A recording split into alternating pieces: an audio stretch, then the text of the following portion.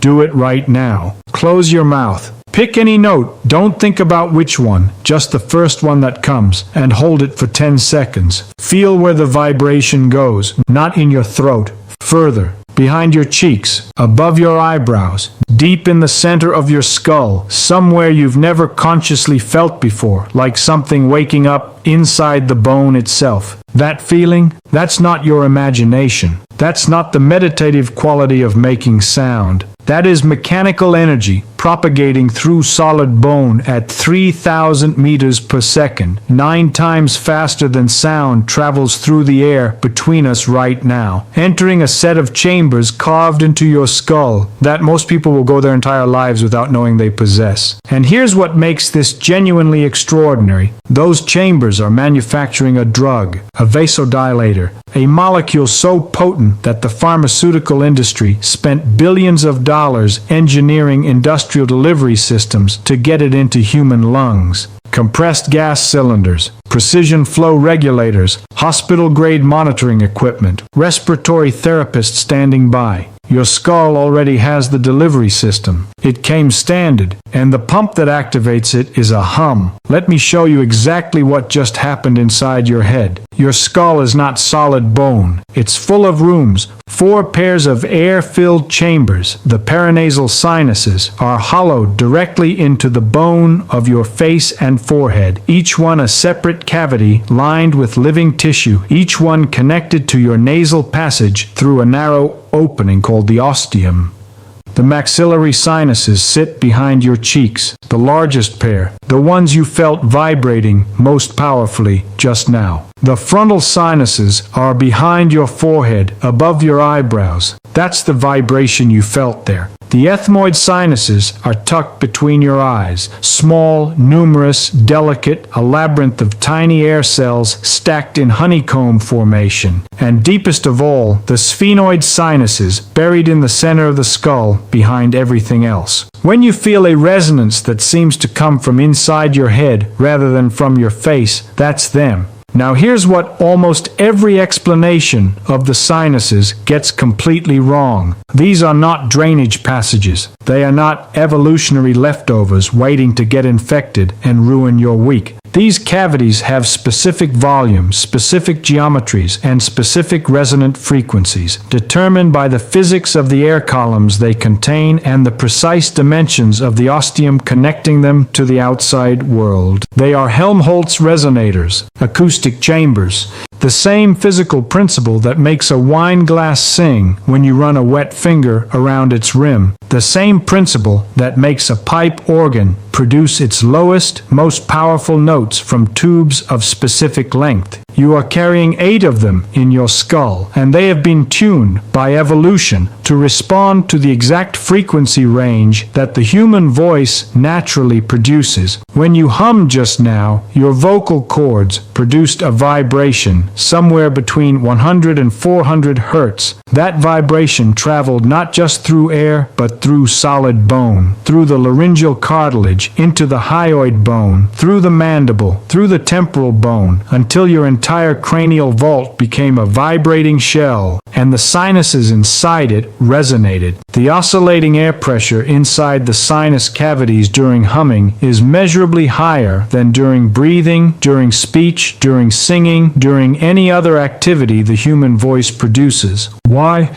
Because humming is the only vocal activity that holds a single frequency long enough for the cavities to reach full resonance. Speech changes frequency with every syllable. The sinuses never settle. Singing changes pitch with every note. The sinuses barely get started before you moved on. Humming holds one frequency, steady, sustained, and the bony chambers respond with maximum amplitude oscillation. You don't need to calculate which note to hum. The note that feels most natural, that requires least effort, that sustains without strain, that note is almost certainly close to the frequency your sinuses are already tuned to. The body finds its own resonant frequency. The absence of effort isn't laziness, it's the system working correctly. The mucosal lining of every sinus cavity, that thin layer of living tissue covering the interior walls, continuously produces a molecule called called nitric oxide through an enzyme called constitutive nitric oxide synthase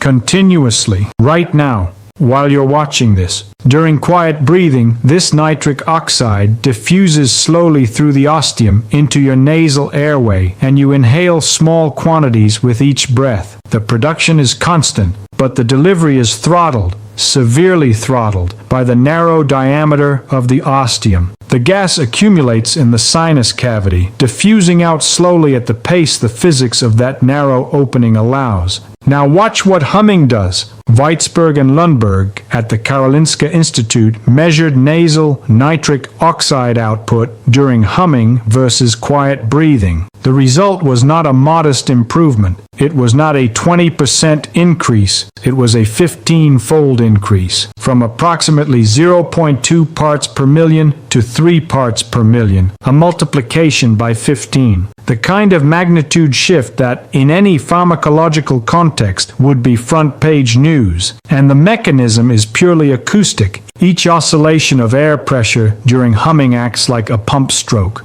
The pressure wave pushes nitric oxide-enriched air out through the ostium into the nasal airway, then draws fresh air back in as the pressure drops. The gas that would accumulate slowly during quiet breathing, diffusing out through a narrow opening at the leisurely pace physics allows, is now being actively pumped out with every vibration cycle, replaced by fresh air that stimulates the mucosa to produce more.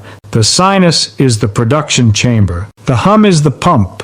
The ostium is the valve. The vibration frequency determines the pumping rate. This is not a pharmacological effect. The sinuses are not producing more nitric oxide than usual. They're producing at exactly their normal rate. Humming is simply delivering that production 15 times more efficiently than quiet breathing does. Now watch what happens to that gas once it enters your airway. You inhale it with your next breath. The nitric oxide-enriched air travels down your trachea and reaches the alveoli, those 700 million tiny air sacs in your lungs where oxygen crosses into your bloodstream. At the alveolar membrane, the nitric oxide crosses into the pulmonary capillary blood, and inside those blood vessels, it activates an enzyme called soluble guanylate cyclase, which increases intracellular cyclic GMP, which relaxes the smooth muscle lining the blood vessel walls, which dilates the pulmonary vasculature. I need you to understand something about that molecular pathway.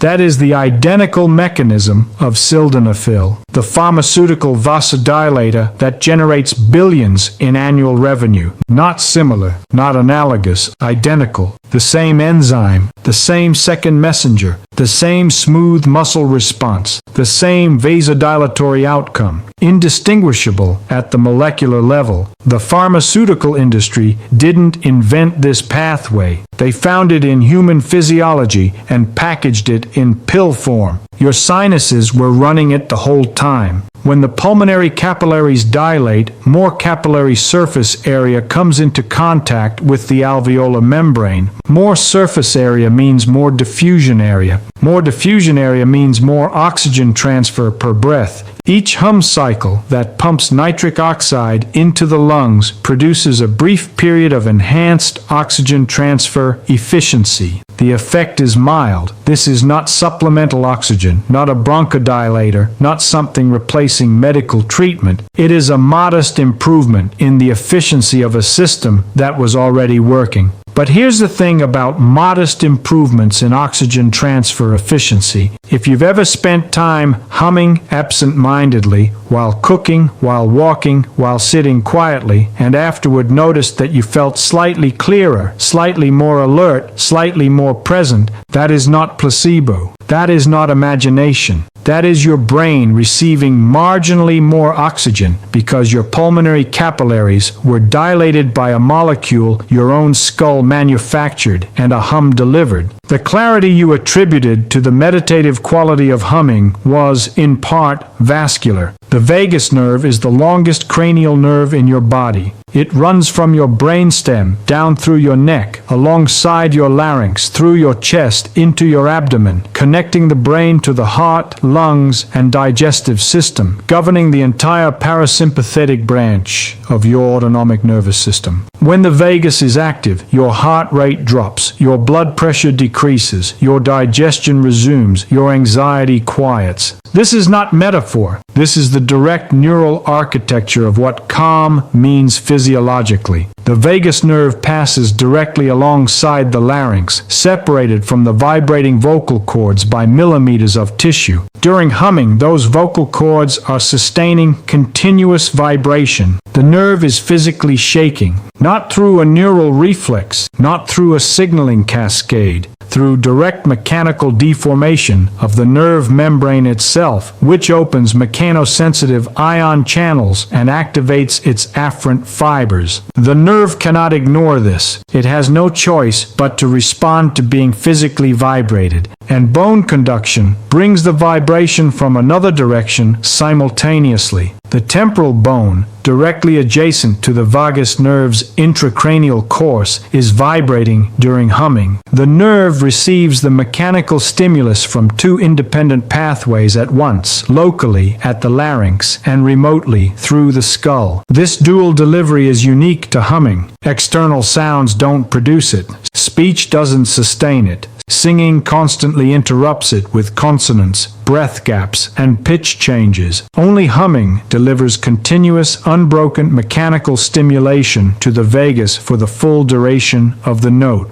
But there's a second vagal pathway that humming activates simultaneously, and this one is enforced by the geometry of the human vocal tract. Humming can only occur during exhalation. Try to hum while breathing in. You cannot. The vocal cords require exhaled air flowing past them to vibrate. Inhaled air flows in the wrong direction. This means a hum cycle forces a breathing pattern you don't choose and don't have to think about. A long exhale, 8 to 12 seconds, the duration of the hum, followed by a brief, silent inhale of 2 to 3 seconds. That exhale to inhale ratio of approximately 3.1 or 4.1 is the exact ratio that every clinical breathing protocol in existence is trying to achieve. Box breathing, 4-7-8 breathing, coherence breathing. They all exist to train people toward exhale-dominant breathing because extended exhalation activates the vagus through the baroreceptor reflex, your aortic arch and carotid sinus, detecting the slight pressure changes during prolonged exhalation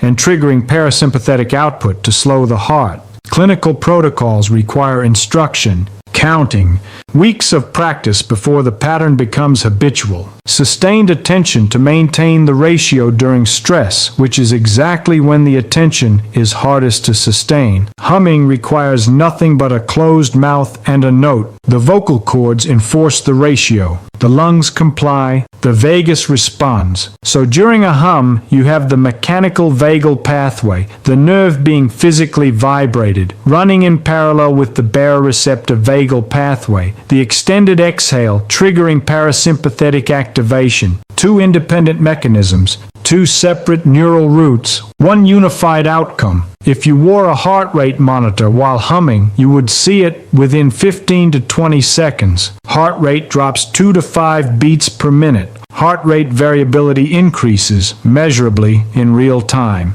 The autonomic nervous system shifts toward parasympathetic dominance, not because you decided to relax, not because you believe it will work, but because the physics of a vibrating vocal cord activated two neural pathways simultaneously. You feel it as a subtle settling, the chest opening, the shoulders releasing tension you didn't know you were holding, the jaw relaxing. It arrives without effort because the mechanism doesn't require effort. The vibration stimulates the nerve responds. The heart slows. No conscious regulation needed. The nerve doesn't require your belief. It requires vibration. During humming, the sustained exhalation against a partially closed glottis produces a slight elevation in intrathoracic pressure. The pressure inside your chest cavity rises because air is being pushed against a partially closed valve. This pressure increase transmits through the venous system to the intracranial space through a direct hydraulic connection, the internal jugular veins and the dural venous sinuses. These veins connecting your chest to your skull are open tubes. Pressure changes in your chest propagate to pressure changes inside your skull within a single cardiac cycle. The result is a gentle, rhythmic oscillation of intracranial pressure synchronized with the humming frequency. Quiet breathing produces this oscillation at low amplitude. Humming amplifies it through the added resistance of the closed glottis. Cerebrospinal fluid, the fluid surrounding and cushioning your brain, filling the ventricles, circulating through the subarachnoid space, oscillates in response to these pressure changes. It is not static. It moves with every heartbeat, every breath, every change in intrathoracic pressure. Andrea Kulachevsky and colleagues demonstrated that respiratory-driven CSF flow is a significant component of cerebrospinal fluid dynamics. Humming amplifies the respiratory pressure component, producing larger, more rhythmic CSF oscillations than quiet breathing generates. Now here's where this connects to one of the most important discoveries in neuroscience in the past 20 years. The glymphatic system, the brain's waste clearance pathway, depends on cerebrospinal fluid moving through the perivascular spaces of the brain, collecting metabolic waste including amyloid beta, the protein that accumulates in Alzheimer's disease, and draining it out through perivenous pathways. The system operates most actively during sleep. Any intervention that increases CSF pulsatility, that moves the fluid more actively through these channels, potentially enhances the clearance of metabolic waste from the brain. Humming, by driving rhythmic intracranial pressure oscillations through the mechanics of a closed glottis and sustained exhalation, may contribute to this pulsatility. I want to be precise here, because honesty requires me to tell you which shelf each mechanism sits on. The nitric oxide data is strong. Weitzberg and Lundberg measured it directly. The 15-fold increase is replicated. The mechanism is understood at the molecular level. The vagal activation is established. Mechanical vibration of the nerve is documented. The autonomic shift is measurable in real time. The breathing ratio is physics. The exhale to inhale constraint is a consequence of vocal cord mechanics, not a hypothesis. It is simply true. The CSF oscillation mechanism is the most preliminary layer. Intracranial pressure changes from respiratory mechanics are documented. That humming amplifies these changes through added glottal resistance is physically consistent. That the amplified CSF pulsatility enhances glymphatic clearance during a 60-second hum has not been directly measured. The physics supports the connection. The direct evidence does not yet exist. The confirmed mechanisms alone, sinus nitric oxide production, vagal stimulation, exhale-dominant breathing ratio, justify the 60 seconds. The preliminary layer may eventually extend the justification further. The physics supports all four. The evidence confirms three. Hold the distinction. Now let me put this together in a way that I think changes how you understand what you just did. The pharmaceutical industry spent billions developing inhaled nitric oxide delivery systems for pulmonary vasodilation, compressed gas cylinders, precision flow regulators, specialized delivery masks, continuous monitoring equipment,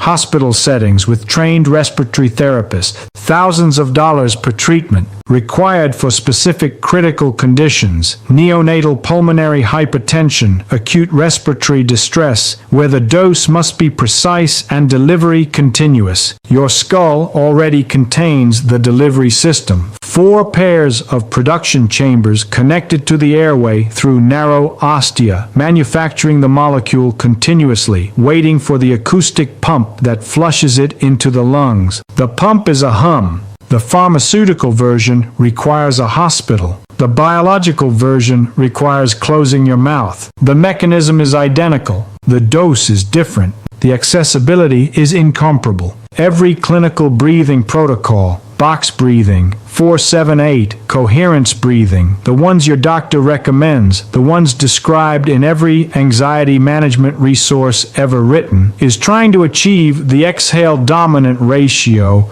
that humming produces automatically on the first try, with no instruction, with no counting, as a physical consequence of how the vocal cords work. The protocols require weeks of training. The hum requires nothing. 2 independent vagal pathways, 1 cardiovascular molecule your skull manufactures, a breathing ratio enforced by biology rather than willpower, and a gentle fluid oscillation in the chambers surrounding your brain, the evidence for which is early, but the physics of which is sound. All of this from a closed mouth and a sustained note. The person who hums for 60 seconds before sleep, sitting on the edge of the bed, eyes closed, 1 comfortable note held for the length of a normal exhale, repeated until the minute passes, is performing a multi-system physiological intervention without knowing it. The nitric oxide is flushing into the lungs with each hum cycle. The vagus is activating through 2 independent pathways. The autonomic nervous system is shifting toward the parasympathetic state the body needs to initiate sleep. The intracranial pressure is oscillating gently, rhythmically, at the frequency of the chosen note. None of this requires the person to feel calm first.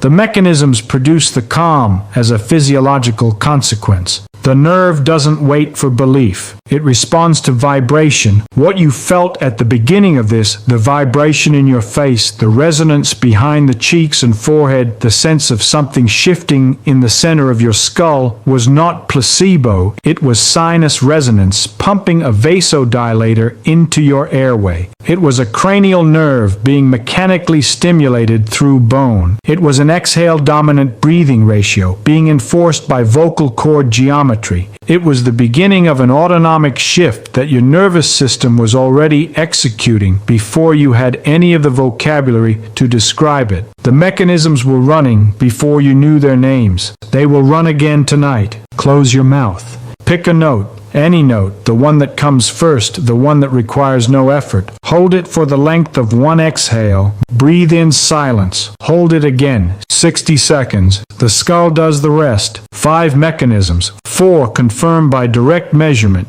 1 supported by physics and awaiting direct confirmation. 1 note. 0 equipment. 0 training required. The biology has been ready since the day you were born. The only thing that changed today is that now you know why.